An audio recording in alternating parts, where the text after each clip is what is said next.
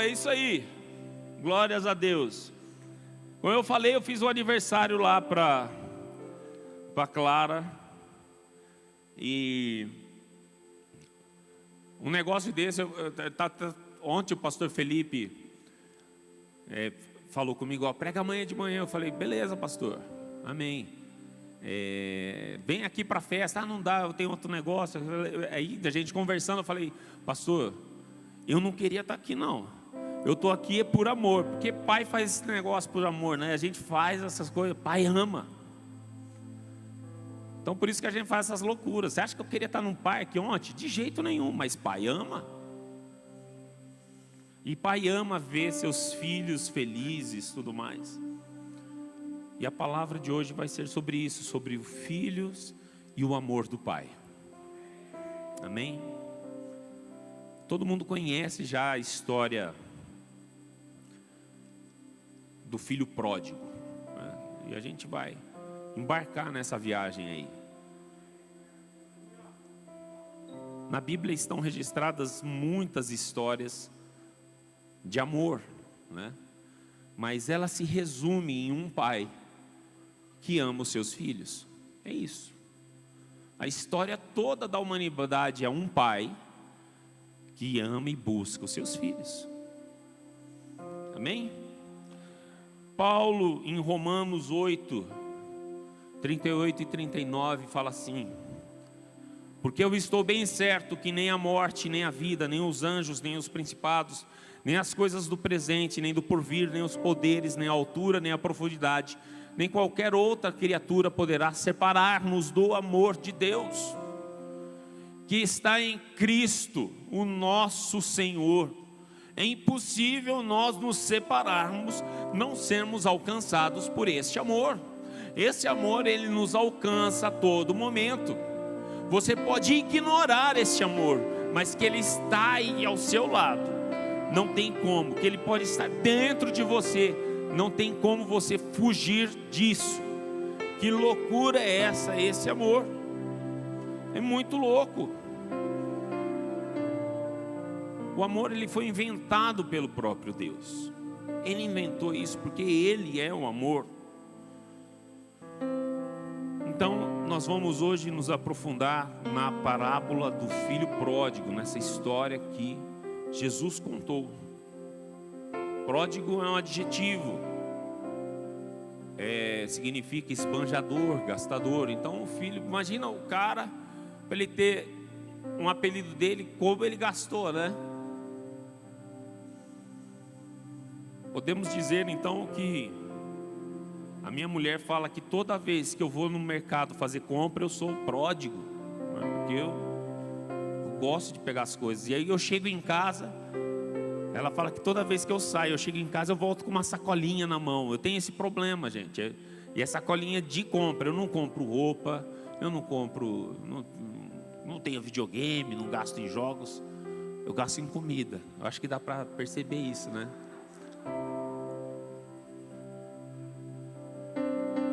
Pois é, vamos ler então aí, pega a sua Bíblia, abre em Lucas 15, do 11 ao 32, fala assim: certo homem tinha 2 filhos, o mais moço deles disse ao pai: pai, dá-me parte dos bens que me cabe, e este pai repartiu os bens, os haveres. Passado não muitos dias, o filho mais moço, juntando tudo que era seu, partiu para uma terra distante e lá dissipou todos os seus bens, vivendo dissolutamente. Depois de ter consumido tudo, sobreveio àquele país uma grande fome e ele começou a passar necessidade. Então foi ele e se agregou aos cidadãos daquela terra, e este o mandou para seus campos guardar os porcos. Ali desejava ele fartar-se das alfarrobas que os porcos comiam, mas ninguém lhe dava nada. Então caindo em si disse: quantos trabalhadores de meu pai têm pão com fartura, e eu aqui morro de fome? Levantar-me-ei e irei ter com meu pai, e lhe direi: pai, pequei contra o céu diante de ti, já não sou digno de ser chamado seu filho, me recebe como um dos seus trabalhadores. E levantando-se foi para seu pai. Vinha ele ainda de longe, quando seu pai o avistou e compadecido dele, correndo o abraçou e o beijou. E o filho lhe disse: pai, pequei contra o céu diante de ti, já não sou digno de ser chamado seu filho. O pai, porém, disse aos seus servos: trazei-me depressa a melhor roupa, vestiu, põe o anel do seu dedo e as sandálias dos pés. Trazei também e matai o novilho cevado, comamos e regozijemo-nos. Porque meu filho que estava morto reviveu, estava perdido foi achado, e começaram a se alegrar. Ora, o filho mais velho estivera no campo, e quando voltava aproximou da casa, ouviu as músicas e danças. Chamou um dos criados, perguntou: o que é que está acontecendo aí? Ele informou: olha, seu irmão apareceu, o teu pai mandou matar o novilho cevado, porque o recuperou com saúde. Ele então se indignou e não queria entrar. Saindo, porém, o pai procurava conciliá-lo. Mas ele respondeu ao seu pai: há tantos anos te sirvo sem jamais transgredir uma ordem tua, e nunca me deste um cabrito sequer para alegrar-me com meus amigos. Vindo, porém, este seu filho desperdiçou todos os bens dele com meretrizes. Tu mandaste matar para ele um novilho cevado. Então respondeu o pai: meu filho, tu sempre estás comigo, tudo que é meu é teu. Entretanto, era preciso que nos regozijássemos e nos alegrássemos, porque esse teu irmão estava morto e reviveu, estava perdido e foi achado. Pai, dirija-nos, Pai, durante essa manhã e leva-nos aonde o Senhor quer nos ensinar. Que não seja sabedoria humana, que não seja apenas palavras, mas que seja o teu Espírito Santo a tratar cada coração. Em nome de Jesus, amém. Amém. Então em Lucas 15 nós temos, se você for ler Lucas 15, nós temos aí algumas parábolas, algumas histórias, né? Pelo menos 3. Então começa com as das 100 ovelhas. Eram 100 ovelhas. Senti agora aqui. Então, das 100 ovelhas, uma se perde. Aí depois entra a parábola das 10 dracmas, das 10 moedas. Essa mulher perde uma moeda. E dos 2 filhos, um abandonou a casa paterna. A ovelha foi perdida por descuido, a moeda foi perdida por negligência, e o filho foi embora da casa por ingratidão. Dizem que a ingratidão ela é pior que a vingança, né? Porque ingratidão, a vingança você paga o mal que você recebeu com mal. Então, aquilo que você recebe, isso é vingança. A ingratidão, você recebe um bem e paga com mal. Então é pior, ser ingrato é pior que ser vingativo. Voltando então aos 3 casos. Essas 3 parábolas, ela tem o mesmo enfoque. A alegria do reencontro com os que se haviam perdido. Certo? As 3 parábolas, elas têm a mesma lição central. Deus ama e Deus busca os pecadores, os fujões, os perdidos, os ingratos. Deus ama todo mundo. Deus se alegra na salvação deles e festeja a sua volta ao lar. Eu já escutei essa história do filho pródigo milhares de vezes. Se você está na igreja já há um mês, você já escutou isso daí, mas sempre tem, não importa. Não está na Bíblia isso, mas deveria estar. A palavra se renova a cada dia. Está lá que as misericórdias do Senhor se renovam a cada manhã, né? Mas a palavra ela se renova, né? No seu coração. Fala que a palavra de Deus, Hebreus 4:12. Olha só o que fala a respeito da palavra de Deus. Você está falando, pô, de novo, filho pródigo. A palavra de Deus ela é viva e eficaz, mais cortante do que qualquer espada de 2 gumes, e penetra até o ponto de dividir a alma e o espírito. A palavra de Deus ela é viva, ela é atuante, e ela quer passar algo para você hoje. Então pega todo o seu conhecimento que você tem, esvazia e se prepara para receber algo novo. Deus tem presentes para você essa manhã, beleza? Então pega a sua mochila de conhecimento, deixa vazio e vai pondo coisas novas aí na sua mochila. Amém, vamos nessa. Então certo homem tinha 2 filhos. Quantos filhos esse homem tinha? 2 filhos.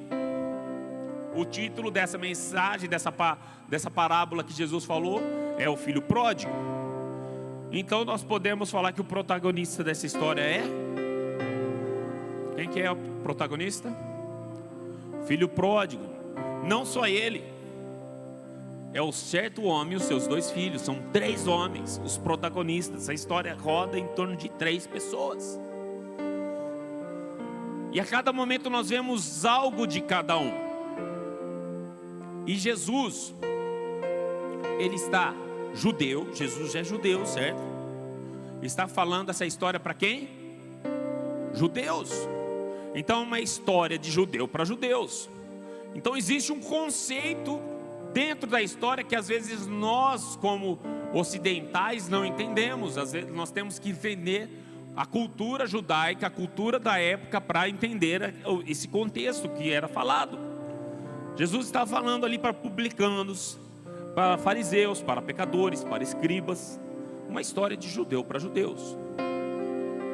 Já te falo, dou um spoilerzaço, que o pai representa a Deus, certo? Então visualize esse pai. Quem que é esse pai? Esse pai é um homem rico, é um nobre do Oriente. Quando fala desse pai, o pessoal já começa a pensar nele. É um líder da sua cidade. Ele é patrão de todos. Ele é um homem que se sentava e ele julgava os casos. Ele sentava na porta da cidade. Por isso ele viu o filho dele rapidamente. Os anciões,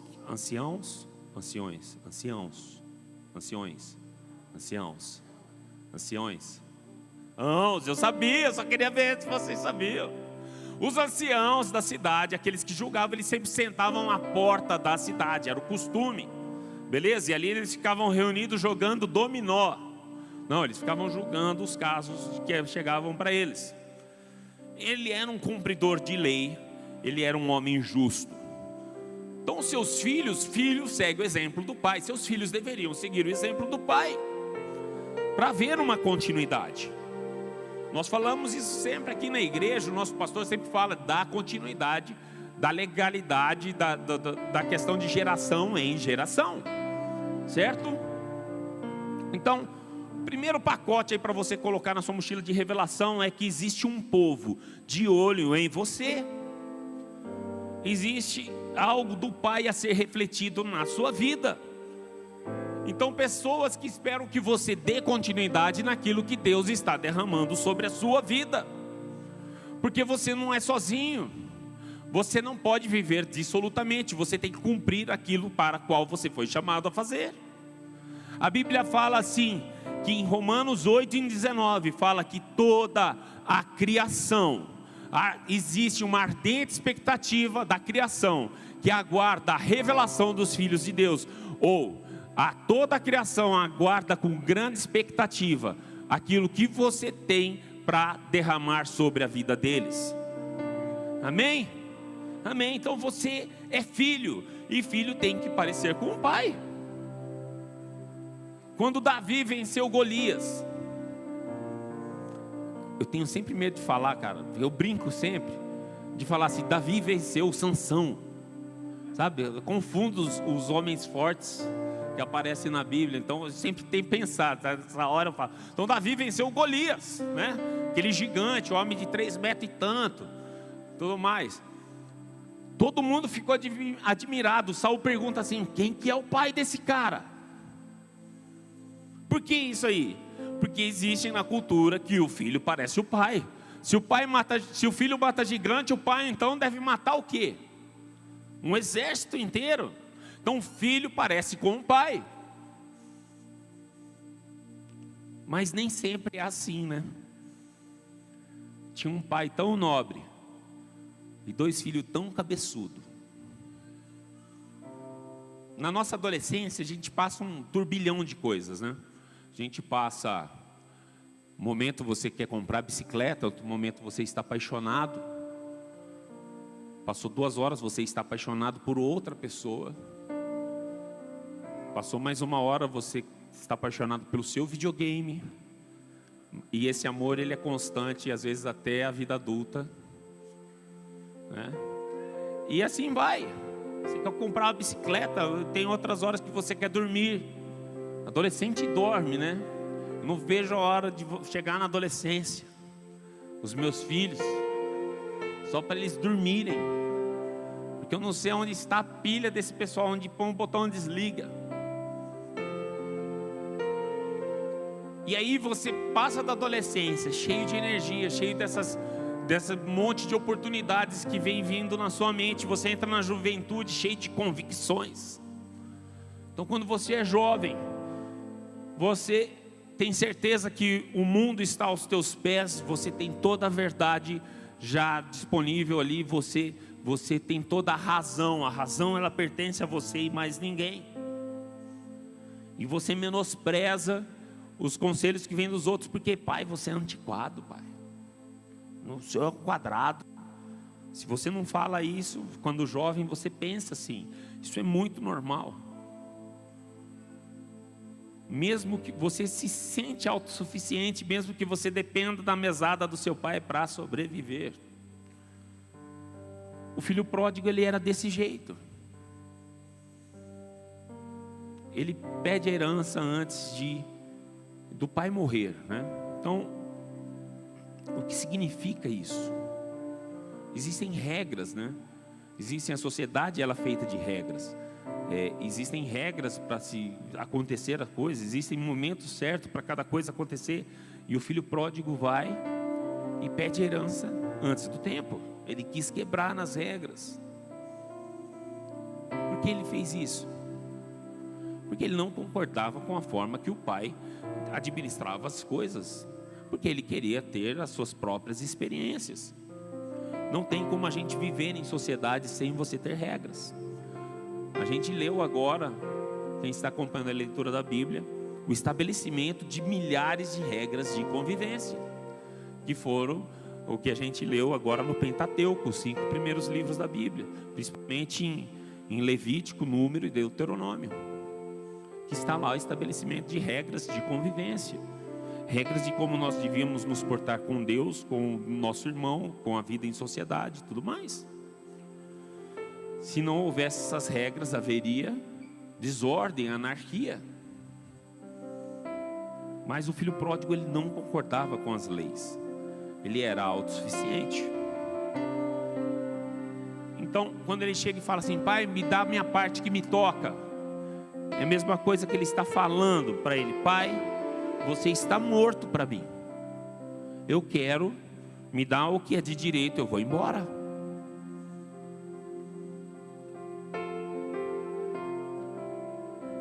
Este pai, com certeza, ele ficou acabado, arrasado. Mas é um pai que ama. Não é um amor que dá tudo, mas é um amor que dá o que é necessário. E o pai julgou ser necessário dar a parte para o filho, mesmo que ele não tivesse direito nenhum naquele momento. Ele abre os bens e fala: filho, tá bom. O filho não se ligou que tudo já pertencia a ele. Mas o pai faz isso porque era necessário que o filho aprendesse. Assim como foi necessário para Israel, quando pediu para Samuel: Samuel, a gente quer um rei. Você está velho já, indica um rei para nós. Aí Samuel fica todo chateado. Deus fala para Samuel: Samuel, não foi você que eles estão rejeitando, eles estão rejeitando eu. A mim, Deus fala, eles estão rejeitando a Deus. E era necessário então que o povo passasse por Saul, por Acabe, Jezabel, por tantos outros reis malvados que foram sobre o povo. Então, pedir a herança antes do tempo é a mesma coisa que desejar a morte do pai. Minha mãe chegou agora, aí, ó, que bacana. E aí, mami? Maria Helena. Chegou no final, hein, mãe? Tudo bem, eu vou começar de novo para ela. Então, mãe, a gente vai falar sobre o filho pródigo. Então tá aí, vamos lá, em Lucas 15, o pastor busca a sua ovelha, a mulher busca a sua moeda. Isso era direito deles, eles eram inteligentes, eles tinham que fazer isso. Eles não fazem nada de extraordinário, mas as atitudes que o pai toma nessa terceira história, elas são únicas, maravilhosas e divinas. O pai não perdeu o filho, o pai liberou o filho, porque o amor libera. O amor ama independente daquilo que recebe em troca. O pai cede ao filho a posse e a disposição dos bens. É um amor sem precedente, que dá liberdade até para rejeitar a pessoa que é amada. Ele está se rejeitando, né? Ele sabe que o filho está rejeitando ele, mesmo assim ele libera. E o filho primogênito nessa, está quieto. O pai, quando divide a herança, ele dá para a parte do filho primogênito, o mais velho, que ficou, a parte dele também. E esse filho que não pediu herança, se é um outro filho, falaria assim: ó, não precisa para dar minha parte não, pai. Esse filho ficou quieto, ele recebeu. E aí a gente vê um conflito. Porque, na verdade, são dois filhos que não estão nem aí com o pai. E nós vamos para a história da aventura do filho pródigo. Ele vai para uma terra nova, vida nova, sem problemas. Será que sem problemas? O filho pródigo recebe sua parte, vende tudo, as terras, pega a grana, fala: fui, vou nessa. Vai para um país viver uma vida nova, e aí conforme as suas convicções. Tanto que ganhou o apelido de pródigo, né? Então pensa no cara que gastou. E Jesus modestamente fala assim: olha, ele desperdiçou os seus bens vivendo uma vida irresponsável. Então eu acho que esse cara gastou, e gastou muito. Mas, meu irmão, um dia a grana acaba, um dia a saúde acaba, um dia o que você conta com aquilo vai acabar. Tudo acaba. E aí que o barraco desaba, né? Bum.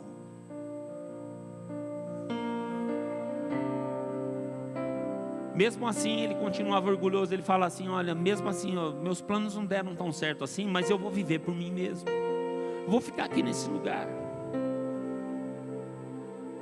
Meu pai mesmo sempre falava assim, que uma desgraça nunca vem só.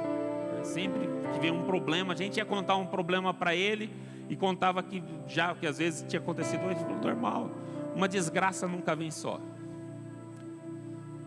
Então, como um problema nunca vem só, esse cara já estava sem grana, vem uma crise sobre o país todo que ele estava. Começa a ter uma fome lá, tudo mais. Então, miséria pouca é bobagem. E aí começa a escola da dor. E essa escola é a que nós mais aprendemos, a escola da dor.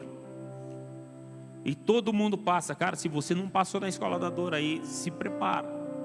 Não tem jeito, não é maldição nenhuma, mas todo mundo passa por problemas. Esses problemas e as situações, elas vêm para tratar o nosso caráter. Acabou tudo, os amigos sumiram, o dono do bar fechou, passou a régua, tirou a pendura do cara. Ele tentou ser pedinte, não funcionou. Aquela nação não curtia um estrangeiro. E uma forma dos orientais mandarem embora aquilo que eles não querem perto, eles começam a dar coisas que sabem que essa pessoa não vai gostar. Me contavam uma história assim, que uma vez chegou um hóspede numa casa, coisa de irmão, né? Chegou lá, irmão, estou aqui, estou passando por aqui. Tem como eu comer na sua casa hoje? Ah, claro, aí come um dia. Aí chega a noite, o cara está lá ainda, né? Dá janta para ele. Ele vai se encostando, daqui a pouco está dormindo em casa. Aí a forma lá que a pessoa, de manhã, a dona da casa acordou, ele estava lá ainda, falou assim: ô amigo, já que você está aqui, pega essa pá aqui, capina aquele jardim ali para mim, enquanto eu faço a comida aqui. Aí o cara foi lá para fora, começou a capinar. Aí ele falou assim: irmã, Deus escreveu, apareceu uma mão aqui, mene, mene, teco, teco, significa assim, você precisa sair daí agora, irmão. Aí foi isso, Deus me revelou, estou indo embora. Então é uma forma de você sair fora de uma situação, você dá algo indesejado. E o que era indesejado para aquele cara? Todo mundo sabia que ele era judeu. Falava, vamos, manda ele cuidar de porco, quem sabe ele não vai embora daqui. E foi isso. Ele começa a ser desafiado. Ele vai trabalhar para um gentil, que era algo proibido, degradante para o judeu. Mas ele, desesperado, ele aceita, certo? Ele vai trabalhar com porcos. Mas não era só trabalhar com porco. Ele era ajudante do cara que trabalhava com porco.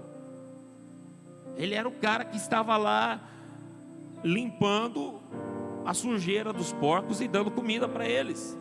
O pecado, ele faz isso com a gente. O pecado, ele no início é bom, mas daqui a pouco ele prende você. E daqui a pouco aquilo começa a te escravizar. E era desse jeito que ele estava. Essa questão de porco com o judeu, ela é tão forte. Não é só uma questão espiritual, é cultural deles mesmo. Uma vez eu tinha um judeu que estava lá em casa, um pastor judeu. E aí minha mãe tinha feito uma carne desfiada, e era uma carne de porco desfiada, mas estava bem temperado o negócio, não dava para ver que era porco. Aí eu peguei e fiz o lanche, a gente chegou suado de um exercício que a gente tinha feito. E aí eu falei, cara, vamos comer esse pão aqui. Taquei porco para ele comer, ele comeu e falou, ó, bom isso, hein? Eu falei, bacana. Aí, o que é? Eu falei, é porco. O cara quase morreu, cara, me xingou, quase vomitou, falou assim, Márcio. Eu falei, que é isso, cara? Você tem que ser liberado, Jesus já liberou. Ele falou, não, mas isso para mim é que nem comer carne de cachorro. Eu falei, então tem essa questão cultural. Então eu já dei porco para um judeu mesmo comer, cara. Já tive essa experiência, não foi legal. Então o pecado, como eu falei, faz isso com a gente, né? Ele nos escraviza, nos domina, tudo mais. Então aquele cara, ele está dando comida para o porco, aquelas bolotas que dava para o porco, ele ficou com vontade de comer. Aí ele se lembra, olha, os empregados na casa do meu pai, eles têm mais do que comer. Eu acho que eu vou lá, eu vou voltar para a casa do meu pai. Ele cai em si, a Bíblia realmente fala isso. Ele cai em si. Às vezes os nossos olhos se abrem e você vê a situação que você está. Então que os seus olhos agora possam se abrir para que você veja realmente a sua situação. É uma bênção quando nós conseguimos olhar para nós mesmos. É o conselho da ceia. Examine o homem a si mesmo. Então essa questão de nós nos examinarmos e nos conhecermos é algo que nós temos que fazer diariamente. Lucas 15, 17 e 20 fala assim: caindo em si, ele disse, quantos empregados do meu pai têm comida de sobra, e eu aqui morrendo de fome? Eu me porei o caminho de volta, voltarei para o meu pai e lhe direi, pai, pequei contra o céu e contra ti, não sou mais digno de ser chamado teu filho, trata-me como um dos seus empregados. E a seguir levantou-se e foi para o seu pai. Então começa uma transformação da mente desse menino, desse filho pródigo. Os valores dele começam a ser mudados. O que antes ele nem se importava começa a ter valor para ele. Ele nunca pensou em se importar com comida. E aí ele começa a pensar, eu preciso de comida. Então vença o seu orgulho e vá em busca e vai atrás daquilo que realmente é verdadeiro, daquilo que realmente pode transformar a sua vida. O que você tem deixado para trás que realmente tem valor? Quantas vezes em casamentos aí nós vemos isso, que a pessoa sai, fala, não, esse casamento é entediante demais, eu vou procurar coisas novas. E aí ele fora, ele lembra assim, eu era feliz e não sabia. Porque realmente, por maior que seja a alegria que você possa ter, fora as emoções, tudo mais, tudo é passageiro. E aí você começa a sentir falta daquela pessoa que cuidava de você. Às vezes não tão bem, do jeito que você queria, tudo mais, mas tinha um certo cuidado. Uma pessoa que acordava do seu lado. E por orgulho você não quer voltar na situação, mas Deus fala nesse momento para você deixar esse orgulho de lado e voltar atrás. Lembra, é uma história de judeus para judeus, certo? Então qual que era o problema dele retornar? O que implicava ele retornar? Todos naquela comunidade sabiam que ele tinha ofendido o pai, que ele tinha feito uma coisa que era grosseira demais. Ele deveria ser punido quando voltasse. E aí, então, ele não ofende só o pai, ele ofende toda uma comunidade, porque é dessa forma que se funcionava. Não era uma questão só relacionada. Então, retornar para casa, ele sabia que ele teria que enfrentar não só o pai, o irmão, mas toda uma cidade. Só que não só isso, a vergonha dele voltar do jeito que ele voltou. Porque pode ir para fora, mas volta pelo menos mostrando os bens. Olha tanto de coisa que eu ajuntei aqui. Igual Jacó quando voltou. Ele volta, ele vai mandando presentes antes, tudo mais. Jacó voltou de uma forma orgulhosa. Ele saiu de uma forma feia, mas voltou de uma forma mostrando que Deus estava com ele. Esse menino não. Então ia ser desonroso, era uma vergonha para ele voltar para casa. Porque ele estaria falando para todos, eu realmente estava errado. Era humilhante para ele. E pior, ele perdeu o dinheiro dele para os gentios, para um povo que não era o dele. Não fez o dinheiro rodar na comunidade, conforme é o costume dos judeus. Então vocês estão entendendo o quanto era degradante? Mesmo assim ele tinha um plano. Bom, eu vou voltar para lá, pelo menos lá eu vou ser um funcionário, não vou precisar, vou trabalhar pelas minhas coisas, vou ganhar, não vou precisar passar por tanta vergonha assim. A entrada, por mais cruel que fosse, ele tinha esse plano, certo? Outra coisa então, para você colocar aí na sua mochila, você precisa vencer os seus medos. Você precisa encarar. Você precisa deixar o seu orgulho, as suas razões e caminhar para o objetivo que Deus tem para você. Agora vamos entender o amor do Pai. Amém? Vocês estão comigo? Amém. Então nós temos uma tendência a pensar que os outros agirão da forma que agem conosco, ou que a gente age com eles, né?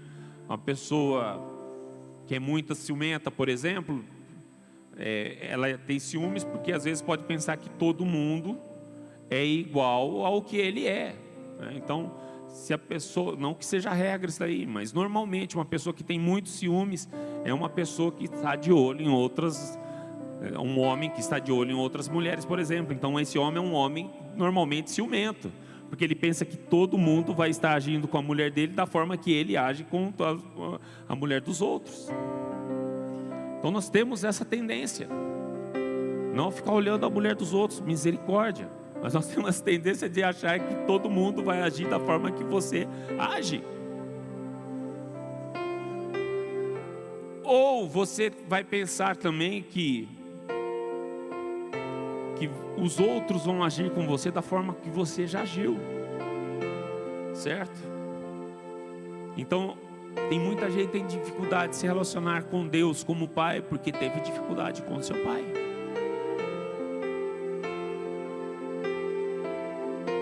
Mesmo assim, o pai estava cheio de amor. Todo plano estava pronto na cabeça do filho pródigo, certo? Ele mesmo buscou uma salvação. Eu vou trabalhar, eu não devo nada para ninguém. Ele não desejava a graça. Esse filho pródigo, ele não desejava um merecimento. Ele desejava apenas um emprego, trabalhar pela coisa. Por que ele não desejava? Porque ele não conhecia a graça. E é o que todo mundo ali pensava, que estava escutando essa história, pensava: realmente vai dar certo o plano dele. Mas todos ali ficaram surpresos. Esse filho pródigo, quando está chegando na cidade, o pai está sentado ali, vê ele se aproximando, ele reconhece na hora, fala assim: é meu filho. O pessoal que está junto com ele fala assim: não é não, está muito magrinho, não é meu filho. E esse pai se levanta e sai correndo. Agora, olha só quanta tradição o pai estava quebrando ali. Um homem oriental, é muito feio correr. Ele não corre, correr é para os jovens. Um homem, um senhor, não corre. Ele pega, para ele correr, ele usava aquelas roupas, né? Como é que um homem desse vai correr? Ele pega, ele levanta a roupa dele, ele sai correndo. Mais uma vez ele mostra a vergonha dele, porque um homem não mostrava as pernas. Então ele não se importou com isso, com as coisas. Ele faz e ele começa a vencer essas coisas que não importavam, porque a única coisa que importava para ele era que o filho estava voltando para casa. E o pai age dessa forma conosco. O pai, ele age, ele sofre essa vergonha pública por amor ao filho.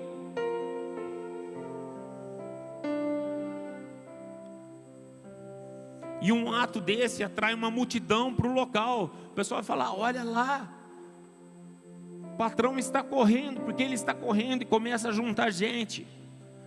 Isso faz com que a reconciliação se torne pública. O filho já tenta começar a falar alguma coisa, o pai, ele dispensa as palavras. E como nós lemos, o pai começa a beijar esse filho. Enquanto ele tentava dar desculpas, o pai, sem palavras, só com gestos, dá o amor para o filho.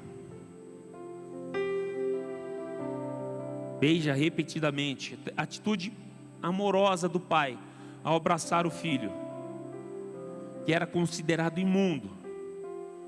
Consequentemente, ele estava considerado morto. Por quê?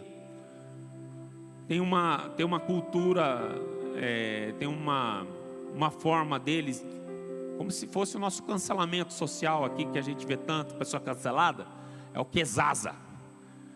Quando uma pessoa ofende toda uma comunidade, ele passa pelo quesaza. O que é isso? Ele simplesmente é considerado morto. Morre para todos.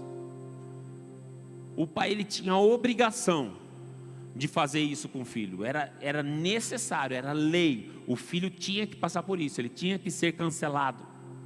O pai fala assim: não vou fazer isso.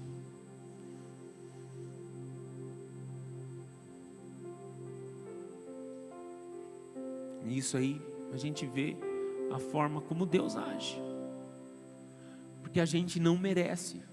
Você merece a salvação? Você merece o perdão? Você pode falar: eu sou bonzinho, eu mereço. Não merece, cara. A Bíblia fala assim: todos pecaram e destituídos estão. Mas mesmo assim, o amor de Deus, ele nos alcança, mesmo não merecendo. Jesus, ele se dispôs, ele tirou toda a sua glória e veio para a terra. Aquele pai, assim como Jesus fez, deixou a vergonha de lado e correu ao encontro do filho.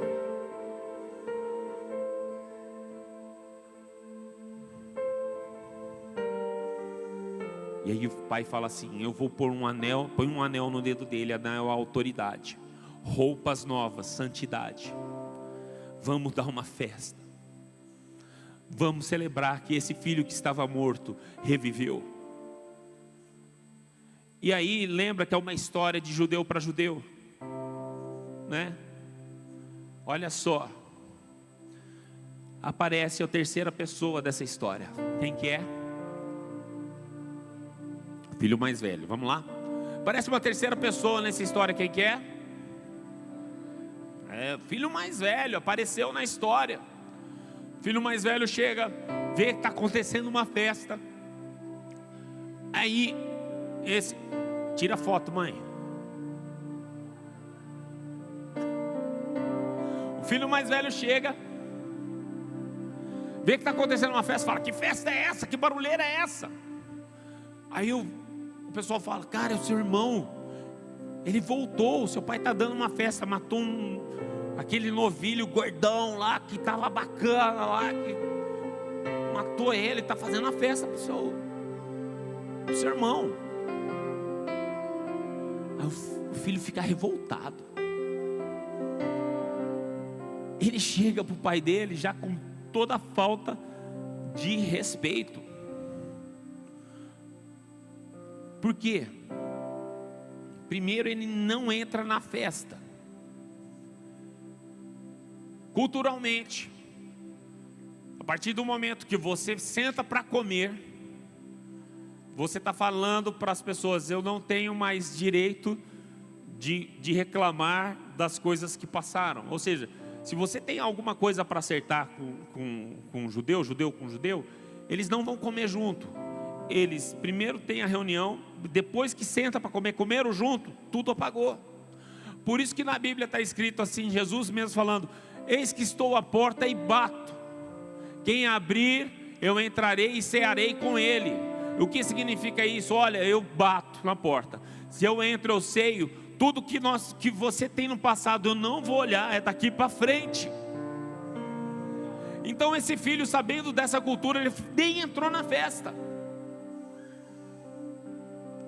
Esse filho chegou e falou para o pai, nem chamou ele de pai, nada, sem respeito nenhum. Ele chega e fala assim: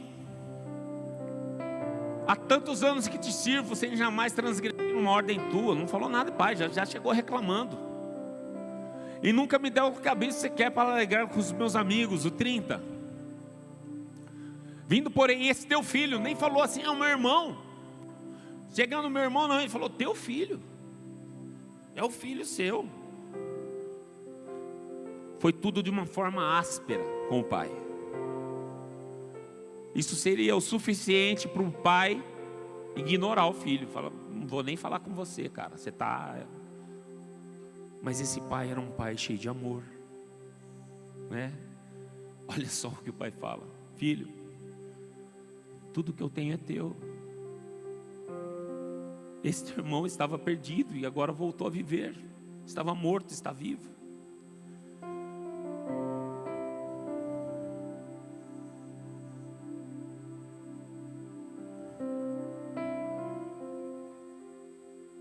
Quando ele fala assim: filho, tudo que eu tenho é teu, esse pai está falando, lembra a história de judeu para judeu? Eles entenderam isso. Olha, filho, da mesma forma que você aceitou a herança, e a sua parte era maior, porque a parte do filho primogênito era dobrada.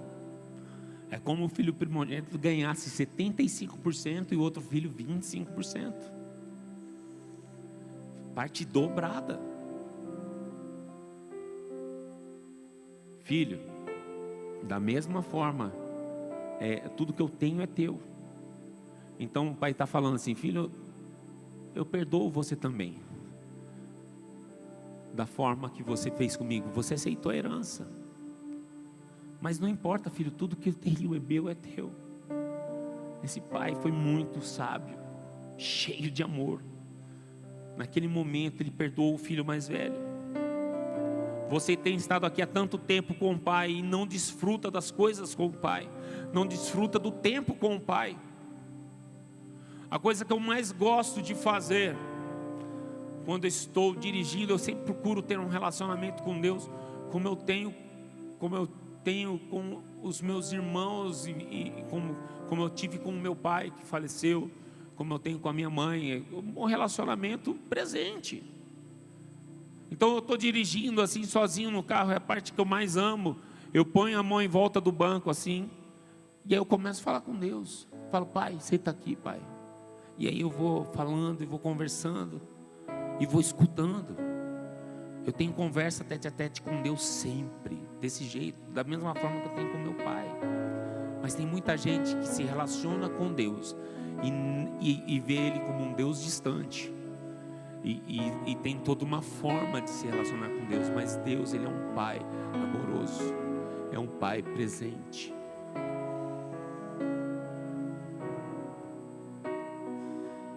Essas pessoas que não têm relacionamento com Deus, elas perdem tempo dela. Elas estão às vezes até fazendo parte de algum ministério e tudo mais, mas está reclamando do ministério que faz parte. Tudo fica pesado, tudo fica difícil, porque está faltando você usufruir da presença com o papai. O seu paixão, o seu amor não é a mesma hoje, mas hoje isso vai mudar, amém? Você vai voltar a se apaixonar pelo seu pai. Jesus não conta o final dessa história. Ele era um mestre maravilhoso. Por quê? Porque ele dá a oportunidade das pessoas ficarem pensando: será que o filho mais velho entrou naquela festa? Será que não? Então isso daí foi uma técnica, não contar o final da história, para as pessoas ficarem pensando o que é que poderia ter acontecido, porque a mensagem ele já tinha passado. E qual que era a mensagem? O pai ama os filhos. O pai ama. Feche seus olhos. Como você se identifica nessa manhã? Com o filho caçula na ida? Você está revoltado com todas as coisas? Quer sua parte do dinheiro e beleza? Você acha que a forma que você vive é a certa? Deixa eu te falar, Deus te ama, Ele quer se revelar para você. Então pare de olhar para fazer o que você quer fazer e não fazer. Comece a se relacionar com o seu pai. Você pensa que você é o filho pródigo com dinheiro? Você se sente um maioral? Você faz aquilo que você quer na hora que você quer? Eu me basto. Eu não preciso disso, eu não preciso de igreja, eu não preciso dessa coisa toda. Eu não preciso me relacionar com o pai. O pai, ele não quer o que você tem. O pai quer você. Ele não quer atrapalhar a sua diversão, ele quer se divertir junto com você. Ele quer te ver feliz. É isso que o pai tem para você. Ele quer te ver feliz, ele quer participar da sua vida. E realmente a verdadeira felicidade só ele pode dar. Ou você se vê como um filho caçula na dor? Está difícil a situação, está arrochado o que você está passando. Deixa eu te falar, essa prova que você mesmo entrou, só Deus pode dar para você a solução. Só Deus pode resgatar da onde você está. Deus tem a cura que você necessita. Deus tem a resposta que você precisa.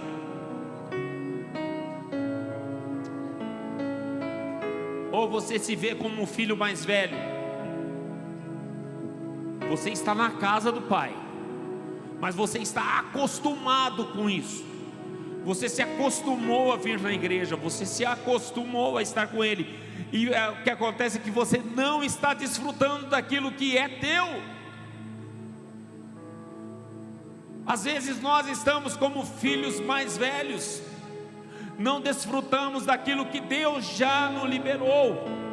Deixa eu te falar, tudo dele é teu. A cura, a saúde que você precisa, ela já é tua, ela já pertence a você. A resposta para o seu problema, ela já pertence a você. O que você precisa é se relacionar com o pai, como um filho que ama o pai se relaciona com o pai. A comunhão com o pai, ela é sempre nova. Ele, além de nos perdoar, de nos aceitar de novo, ele nos revela coisas novas diariamente. E ele quer restaurar a sua paixão por ele.